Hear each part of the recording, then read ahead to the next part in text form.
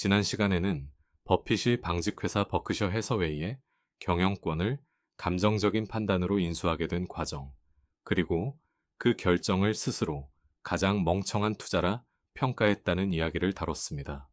오늘은 그 실패한 방직회사가 어떻게 오늘날의 거대한 투자 제국으로 방향을 틀게 됐는지, 그 결정적인 열쇠가 된 산업, 바로 보험업 이야기를 해보려 합니다.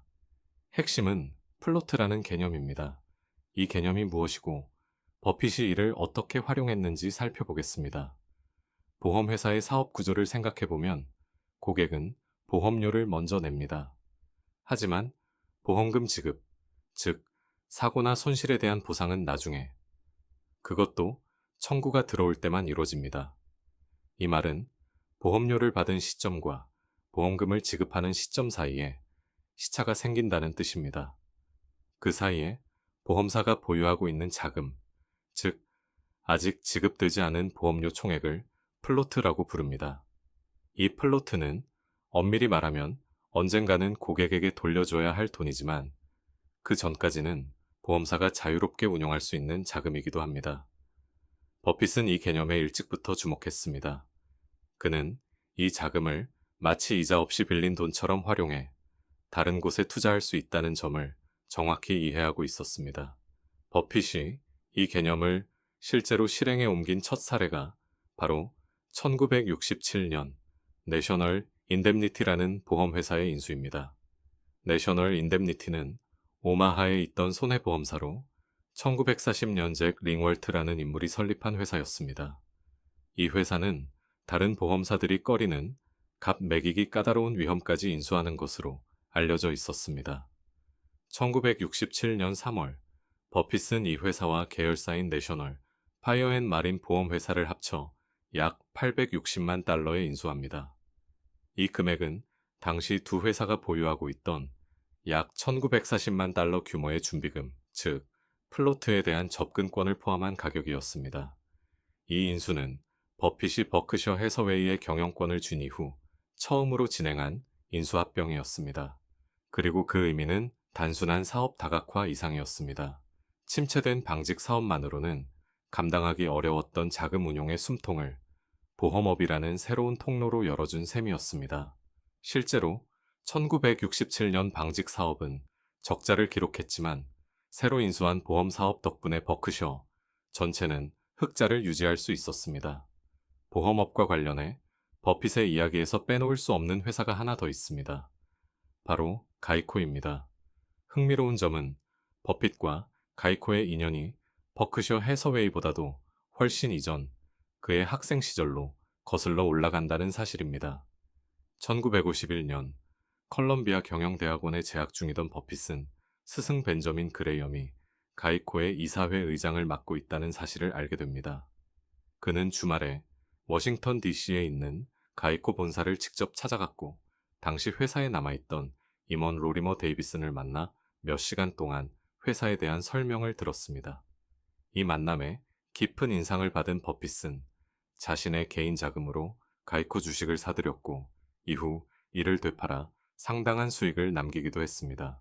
그로부터 25년이 지난 1976년 가이코는 부실한 보험 인수 관행과 손실 처리 문제로 파산 직전까지 몰리며 주가가 폭락합니다. 한때 60달러를 넘었던 주가는 2달러 안팎까지 떨어졌습니다. 버핏은 이때 다시 한번 가이코에 주목합니다. 그는 회사의 핵심 경쟁력, 즉 저렴한 비용 구조를 가진 사업 모델 자체는 여전히 건재하다고 판단했고 버크셔 해서웨이를 통해 가이코 주식을 사들이기 시작합니다.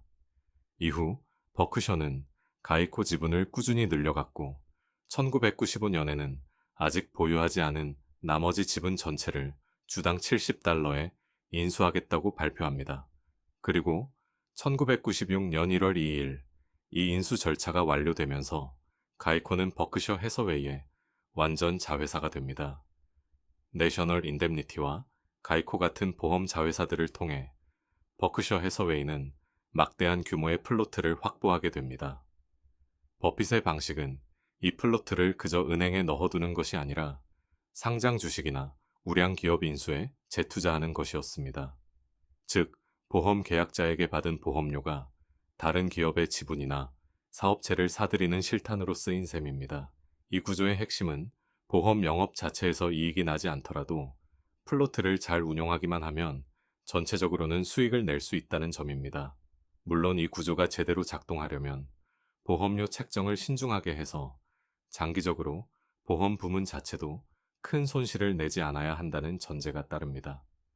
이렇게 확보한 플로트를 활용한 재투자 방식은 이후 버크셔가 코카콜라, 아메리칸 익스프레스 같은 우량 기업의 지분을 대량으로 사들이는 밑거름이 됩니다. 이 이야기는 다음 회차에서 자세히 다루겠습니다. 정리해 보겠습니다. 버핏은 1967년 내셔널 인뎀니티를 인수하며 처음으로 보험업에 발을 들였고, 이를 통해 플로트라는 자금을 재투자에 활용하는 구조를 만들어냈습니다. 여기에 학생 시절부터 인연이 있었던 가이코를 1976년부터 다시 사들여 1996년 완전 자회사로 편입시키면서 이 구조를 한층 더 키워냈습니다. 방직 회사로 시작했던 버크셔 해서웨이는 이렇게 보험업이라는 새로운 엔진을 달면서 비로소 오늘날 우리가 아는 투자 지주회사의 모습을 갖추기 시작했습니다. 다음 시간에는 이렇게 확보한 자금이 실제로 어떤 기업에 투자되었는지, 코카콜라와 아메리칸 익스프레스 같은 대표적인 장기 보유 사례를 살펴보겠습니다. 오늘 영상이 도움이 되셨다면 구독과 좋아요 부탁드리고 다음 회차에서 뵙겠습니다. 감사합니다.